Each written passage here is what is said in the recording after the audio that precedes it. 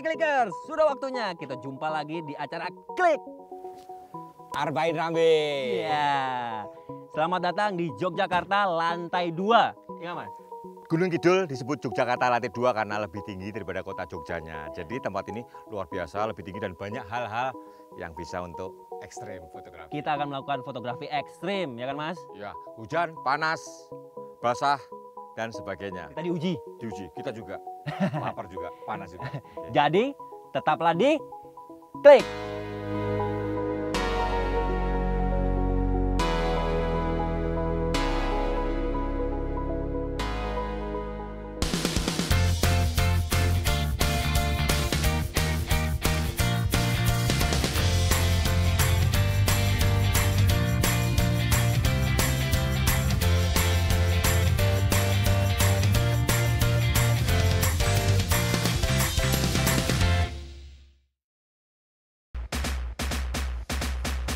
Kenapa nanjak? Benar. Tadi Mas. Iyo loh, ada Mas. Iyo.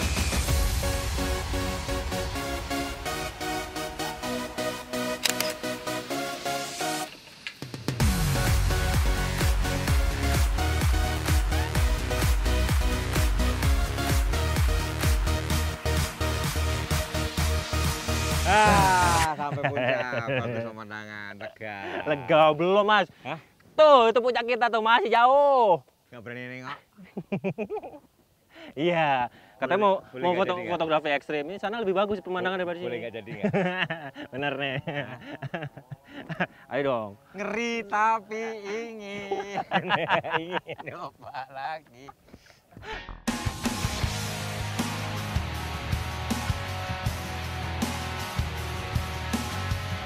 Gunung Api Purba Ngelanggeran, daya tarik epik dari material vulkanik tua yang ada di Gunung Kidul selalu ramai oleh wisatawan domestik yang ingin menikmati dan memotret leganya pemandangan dari puncak. Tapi, saya dan Mas Bain punya cara lain untuk menikmati dan menjajal puncak pegunungan Ngelanggeran.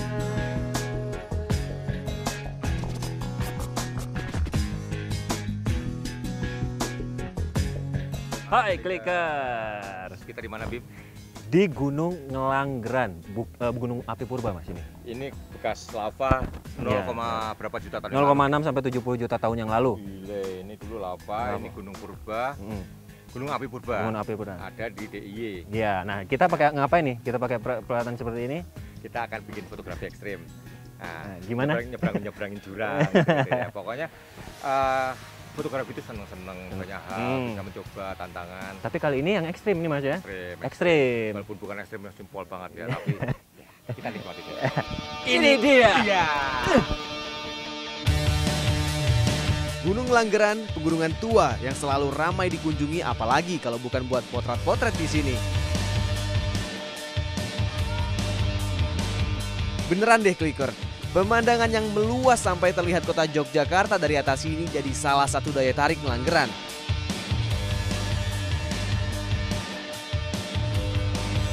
Saya dan Mas Arbain akan melakukan fotografi ekstrim.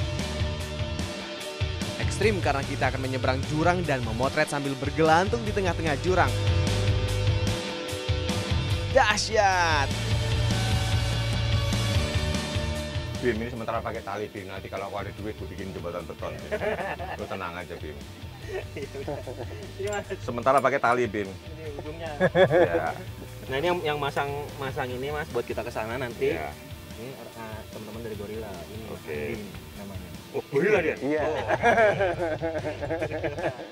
Mas ini namanya apa? Terolean ya? Terolean sih ya. Driver. Jadi fungsinya buat apa sih sebenarnya?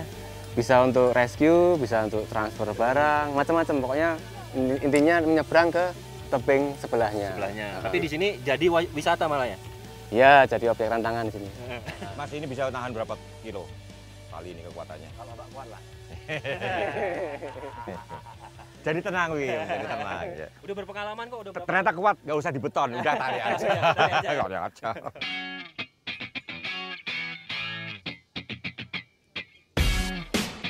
Yes, Tyrolean Traverse namanya. Ini adalah salah satu teknik menyeberang dalam pemanjatan tebing Clicker. Tahu nggak, menurut akte lahirnya, nama Tyroleans itu berasal dari pegunungan Tyrol di Austria dan memang pendaki-pendaki Austria yang menggunakan teknik ini pertama kali di awal abad 20. Saya dan Mas Arbain harus menggunakan ascender pada dua utas tali yang tentunya sangat kuat dan sanggup menahan berat badan Mas Arbain. Otomatis, berat badan saya aman dong, ditanggung sama tali-tali ini. Merinding. Merindingnya pakai K, bukan pakai G. MERINDINK, merinding. Mas, doakan ya. Ya, aku doakan Bim. Kelihatannya sih gampang ya, tapi sebenarnya lumayan berat nih Klikor. Karena posisi tali yang diagonal menanjak ke atas jadi butuh tenaga ekstra untuk narik badan. Nggak cuman berat loh, tinggi jurang di bawah saya ini juga hanya 70 meter saja. Wow. Rasanya enggak ya berat sih. Naik ke atas namanya juga berat. Ini sudah mulai mengayun-ngayun ini. Banyak anginnya. Belum nyampe tengah.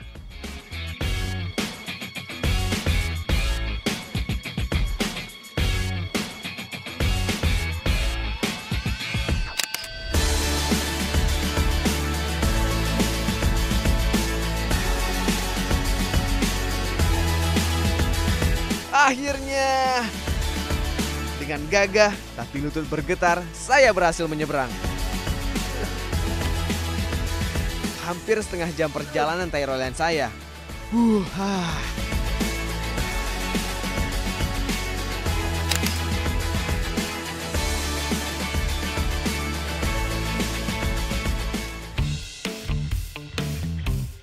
Oke, sekarang giliran Mas Arbain nih. Semangat Mas, kau pasti bisa. Orang kalau nggak punya rasa takut, bohong ya kan. Justru orang normal punya rasa takut. Tetapi bagaimana kita mengatasi rasa takut itu toh? Luar biasa, makin tua makin nggak biasa. Jangan lupa safety dan alat-alatnya Mas.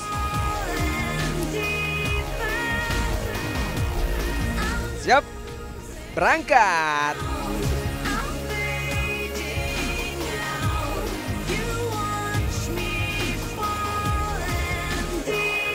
Loh, kok berhenti Mas?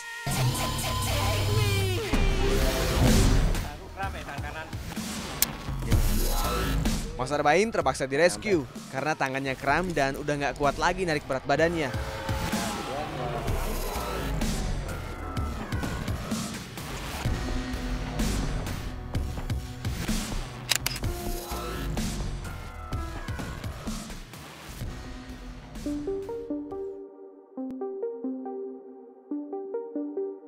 It's okay Mas Bain, nyali sih sudah teruji. Tapi soal stamina emang nggak bisa pura-pura.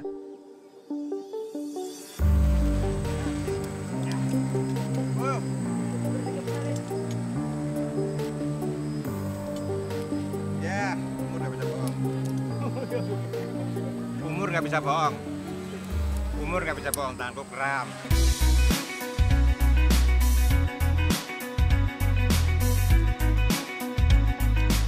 Tantangan kita masih ada satu lagi nih. Lain Tyroleans, lain zipline.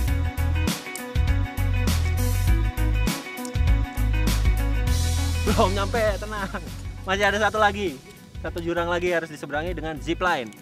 Ini kalau di outbound namanya Flying Fox. Flying Fox. Fox. Mas Arbain mau nyobain? Mau dong. Mau nyobain? Mau dong. Ayo. Ini salah satu teknik nyebrang juga, sama kayak Tyrolean traversing juga. Ini juga dipakai juga buat climbing juga. Lebih seru kayaknya. Ini lebih berani Mas ya? Nggak di rasio lagi kan? Pokoknya nggak keluar tenaga aja. Oh itu ya. Iya. Ayo Mas.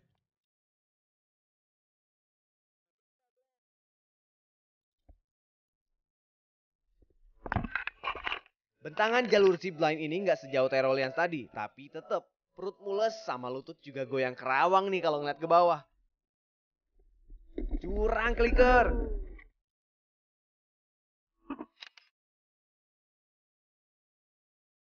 Yakin, kali ini Mas Arbain bisa sampai ke tebing seberang.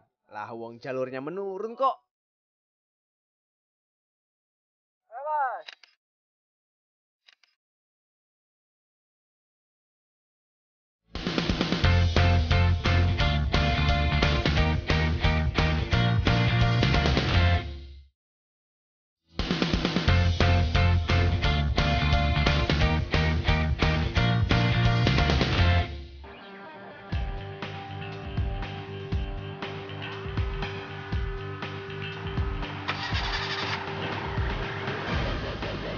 Off-road.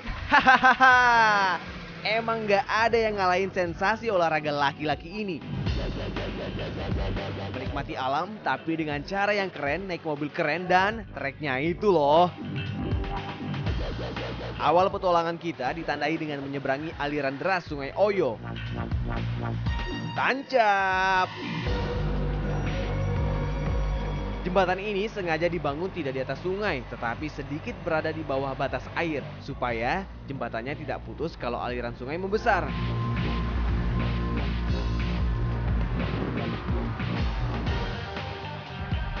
Berhektar-hektar hutan produksi kayu putih adalah suguhan berikutnya. Perkebunan kayu putih berada di sekeliling kita, yang merupakan salah satu mata pencarian warga desa Bejiharjo. Menjaga, merawat pohon kayu putih dan memproduksi minyak kayu putih anti masuk angin. Kalisat, begitu orang desa Bejiharjo menyebutnya. Anak Sungai Oyo ini memang nggak punya aliran air yang deras. Tapi kombinasi batuan, lumpur, dan kolam airnya bikin jiwa off-roader saya keluar. Pokoknya gas terus. Seru!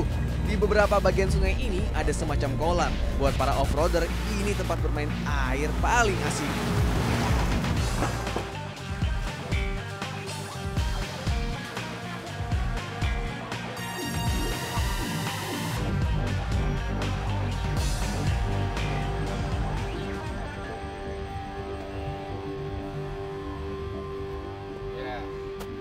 Sukses. Sukses.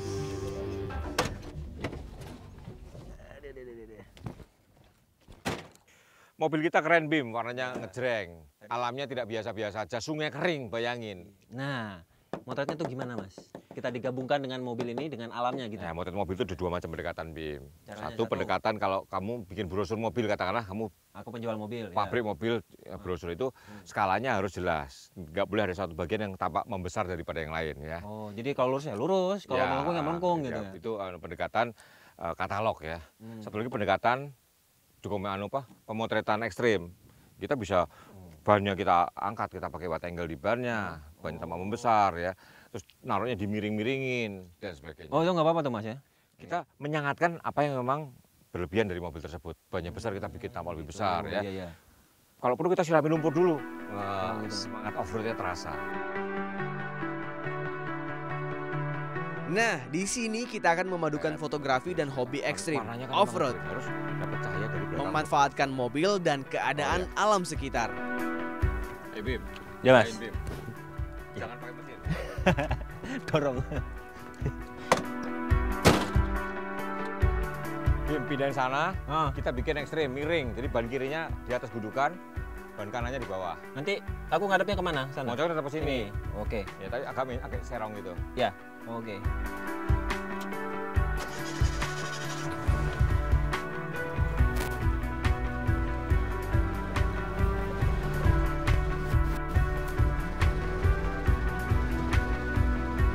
Dua meter lagi. 1 meter lagi. Belok, bannya banting kanan. Oh, ke sini. Putar dikit. Iya, oke, sip. Sip, mobil sudah di posisi, Oke. siap motret. Ayo Bim, cahaya keren Bim. Mas Arbain tetap dengan senjata andalannya, kamera mirrorless. Dengan warna-warni pop art yang sekali jepret. Itu gimana, Mas? Bim. Ya. Ini kan foregroundnya ada sungai kering. Hmm. Para berair mantulin langit biru. Jadi aku ambil mobil itu di point of interest, kosong, merah, dan Pilih pilihan saya adalah SLR dengan lensa 16 mm fish eye.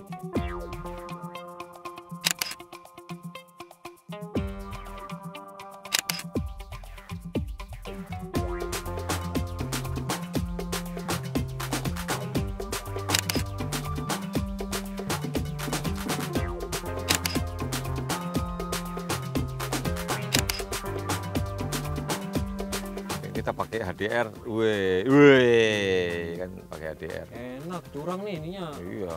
Kameranya langsung HDR nih, nggak bisa. HDR. Apalagi Mas yang bisa kita tonjolin dari mobil? Keren. Ya, terutama warnanya kita kontrastin sama langit yang biru, sama alas yang lumpur ini, warna lumpur ini kan. Ada putihnya lagi kan. Jadi itu yang kita tonjolin. Kalau dari ininya, dari anatomi ininya, enggak? Anatomi bannya nggak terlalu istimewa, tapi kita bisa jongkok dari low angle sebetulnya. Tapi ya, tulis aku lagi kurang lebar, Bim. Bisa. Coba kamu ambil jongkok, tonjolkan rodanya.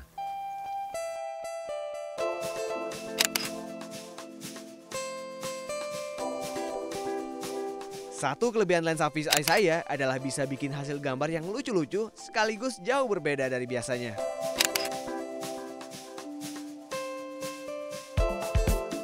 Foto itu kan terserah kita maunya kayak apa, bukan masalah kebenaran, ya kan? Kalau kebenaran itu agama, ya kan? Foto suka-suka kita. Seni. Kamera siapa yang beli? Saya. Gambarnya mau kayak apa? Terserah saya. Gitu. Kita mundur dikit.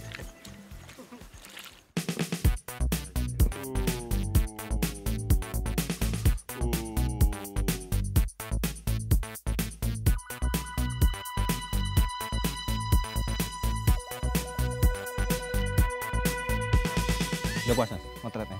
Cukup puas di sini. Udah ya? Iya. Sini. Ada apa lagi, Bib? Tenang, nanti masih ada lagi yang lebih keren daripada ini Mas. Aku nurut. Tapi ikut aku ya. Oke. Ya, nanti aku duluan ya, nanti Ya, Mas Arba yang oke. ngikutin ya, oke ya? Iya. Iya.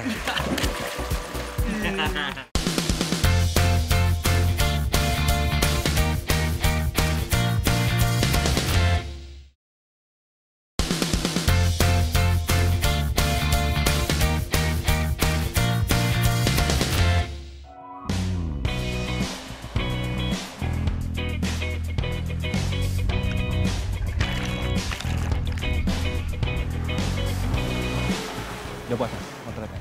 Cukup puas di sini. Udah ya? Iya. Sini. Ada apa lagi, Bib? Tenang, nanti masih ada lagi yang lebih keren daripada ini Mas. Aku nurut. Tapi ikut aku ya. Oke. Ya, nanti aku duluan ya, nanti Ya, Mas Arba yang oke. ngikutin ya, oke ya? Seger. Masih di desa Beji Harjo. Abis capek off-road, kita santai menikmati arus sungai Gua Pindul. Iya. Iya. Ini Mas, namanya Gua Pindul. Ada tulisannya. Iya, Ada tulisannya. Gua pipi kebendul. Oh. Gitu. Tapi ngomong airnya dingin. Mari kita masuk. Ayo. Hebat. Hebat. Eits, supaya aman bin sehat walafiat, kita harus briefing dulu dari sang penunjuk jalan kita, Pak Siswanto. Panjang gua ini kurang lebih 350 meter. 50 Ya. Dan terbagi 3 zona, zona terang, zona remang-remang, zona gelap abadi. Gelap abadi. Iya, tapi nggak pakai remang-remang. Ada warungnya juga, Pak? Nggak ada ya?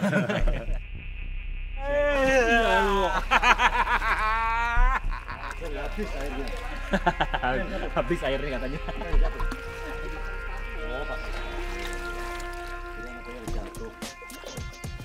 Oke. Mari kita berangkat. Mari. Clicker, jelajah gua kita mulai dari sore hari. Selain lebih sepi dari pengunjung, suasananya juga tenang.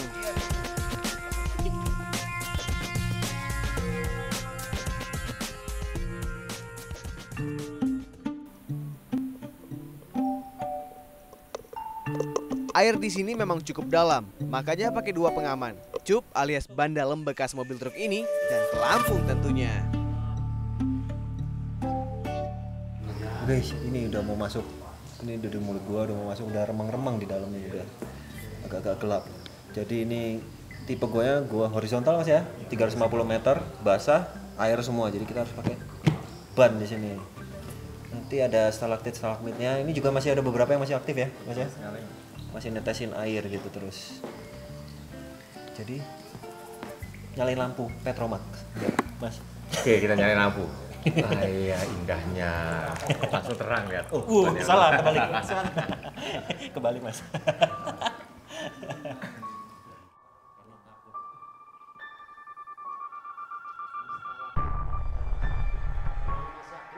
Ornamen stalaktit dan stalagmit ini terbentuk dari penumpukan kapur yang terbawa oleh tetesan air. Nah, semakin besar ornamennya berarti semakin deras tetesan airnya. Stalaktit dan stalagmit ini bukan sekedar hiasan gua aja, Kliker. Di tangan para peneliti, tiang-tiang ini bisa memberikan informasi tentang umur gua, iklim, bahkan curah hujan yang ada di tempat ini ratusan bahkan ribuan tahun yang lalu.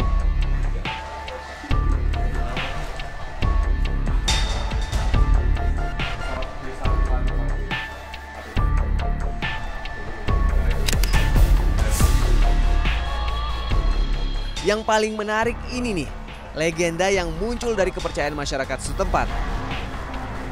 Ada yang meyakini ornamen-ornamen gua yang pernah dipakai untuk semedi punya khasiat tertentu. Katanya kalau habis bertapa terus megang batu ini jadi pria perkasa. Perkasa, Bim. Kita perkasa. Amin. Nah, kalau yang ini cantik nih, tapi juga ada mitosnya.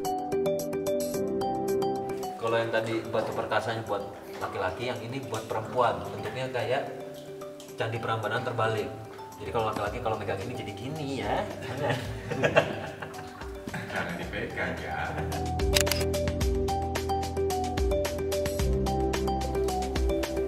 Stalaktit terbesar di Gua Pindul. Kalau dilingkari pakai tali panjangnya 10 meter lengkap talinya untuk melingkar penuh. Dan ini masih masuk ke dalam air 5 meter lagi dan belum nyampe dasar. Gantung. Jadi ini dalam air masih masuk 5 meter lagi dan belum nyampe dasar. Juga dasarnya 10 meter lebih ya Mas. Ini 10 hingga 12 meter air di sini dalamnya. Jadi ini masih masuk dalam air 5 meter itu pun belum nyampe dasar.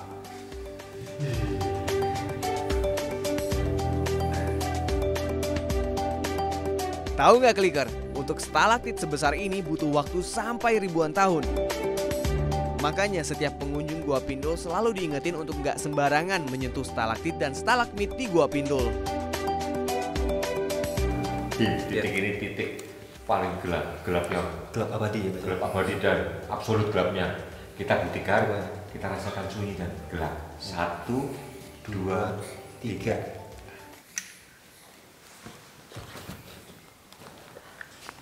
Kliker, kerusakan bukan pada TV Anda, tapi emang gelapnya gelap abadi di sini. Ih, ngeri-ngeri sedap, Kliker. Gelap banget. Mungkin gitu ya rasanya kalau di dalam kubur. Yuk, kita lanjut lagi. Masuk sedikit lebih dalam, kita bisa menemukan ruangan besar. Di atapnya terdapat lubang tempat matahari masuk saat siang. Lagi.